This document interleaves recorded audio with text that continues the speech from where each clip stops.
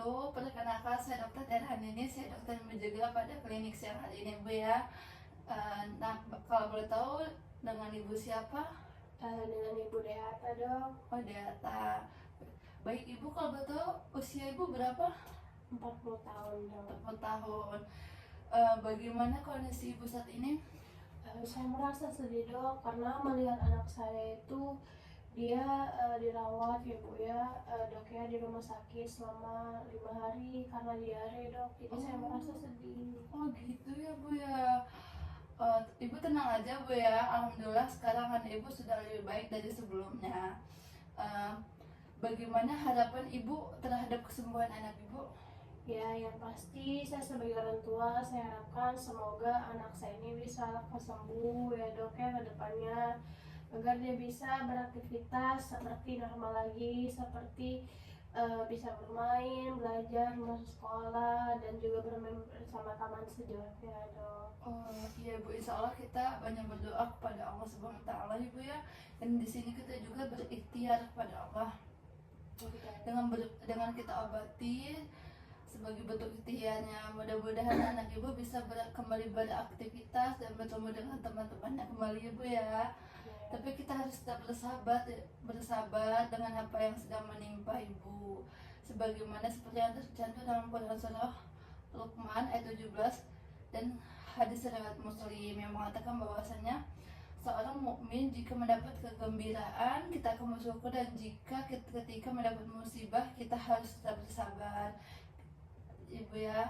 Nah terus kita juga harus meyakini bahwasanya Ibu dengan adanya cobaan ini itu menghapuskan dosa-dosa sebagaimana yang telah diriwayatkan dalam riwayat Muslim, bahwasanya datang satu cobaan pada muslim bukanlah suatu musibah ya Bu, melainkan Allah mengangkat derajatnya atau menghapus kesalahannya. Dan hadis riwayat Bukhari dan Muslim bahwasanya juga mengatakan tidaklah seorang muslim tertimpa suatu penyakit melainkan akan menggugurkan bersama dosa-dosanya seperti pohon menggugurkan daun-daunnya. Bahkan dengan sakit ini bisa membawa kita kepada keselamatan dari api neraka, sebagaimana yang diriwayatkan dalam riwayat Muslim, bahwasanya janganlah kamu mencaci maki demam, karena sesungguhnya dengan itu Allah akan menghapus dosa-dosa anak Ibu, sebagaimana tungku api menghilangkan kotoran besi. Justru dengan adanya sakit ini sebaiknya kita sebagai bahan untuk muhasabah diri Ibu ya. Barangkali mungkin ini Allah mengingat kita atas kesalahan yang telah kita lakukan, seperti yang tertera dalam Quran surah Al-An'am ayat 42 yang bunyinya, dan sesungguhnya kami telah dalam Quran sesungguhnya kami telah mengutus para rasul kesalahan dan kemelaratan supaya mereka memohon dengan tunduk kepada Allah. Artinya di sini mau tunduk kepada Allah dan hanya mencinta Allah, bukan selain Allah. Dan Imam Qatadah rahimahullah mengatakan, sebagaimana hukuman bagimu wahai anak Adam disebabkan dengan dosamu. Bahkan sebenarnya dengan penyakit ini kita terdapat banyak hikmah di balik semua ini ya Bu ya. Sesungguhnya Allah Ta'ala jika mencintai suatu kaum maka dia akan memberi cobaan. Artinya jika Allah itu mencintai suatu kaum maka kami itu pasti akan diberi cobaan. Dan ada juga nasihat dari Qayyim rahimahullah mengatakan bahwasanya andai kita bisa menggali hikmah Allah yang terkandung dalam ciptaan dan urusannya, kita tidak kurang dari ribuan hikmah. Namun akal kita sangatlah terbatas, semua itu akan sia-sia jika dibandingkan dengan ilmu, sebagaimana sinar lampu yang sia-sia bersinar di bawah sinar matahari.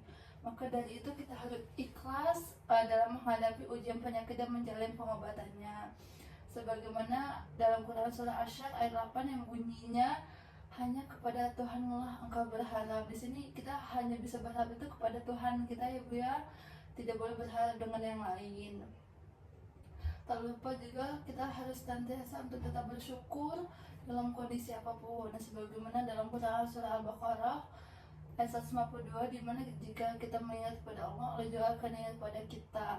Maka bersyukurlah kepada Allah dan jangan kamu ingkar kepadanya. Dan di sini sebagai dokter kita akan berusaha semaksimal mungkin untuk membangun kesembuhan anak Ibu sebagai bentuk ikhtiar kami ya Bu, namun harus ingat kembali hanya Allah yang menyembuhkan segala penyakit. Dalam Quran surah Asy-Syura yang berbunyi, dan apabila aku sakit dialah menyembuhkan. Di sini artinya walaupun kita sudah berikhtiar, tetapi kita tetap harus berpasrah kepada Allah ya Bu ya. Nah, tidak lupa juga ibu harus senantiasa berzikir, istighfar dan ta'abud atau beribadah kepada Allah. Nah, kemudian kita mengucapkan bismillah sebanyak 3 kali, bismillahirrahmanirrahim sebanyak 3 kali, dan a'udzubillahi wa qudratin min syarri ma ajidu wa ahziru sebanyak 2 kali. Aku berlindung, yang artinya aku berlindung kepada Allah dan kekuasaannya dari keburukan apa yang kurasakan dan kekhawatiran. Kita harus mengingat Allah ibu ya, untuk menyembuhkan penyakitnya. Kita tidak boleh percaya dengan jimat, jampi-jampi ya Bu ya. Semua yang mengandung kesehatan tidak boleh Bu ya. Untuk kesembuhan ibu kita hanya harus mengingat kepada Allah. Dengan datanya penyakit ini justru menjadi kita ladang introspeksi diri, muhasabah dan mohon ampun kepada Allah. Sesungguhnya senantiasa memperbanyak amalan salih.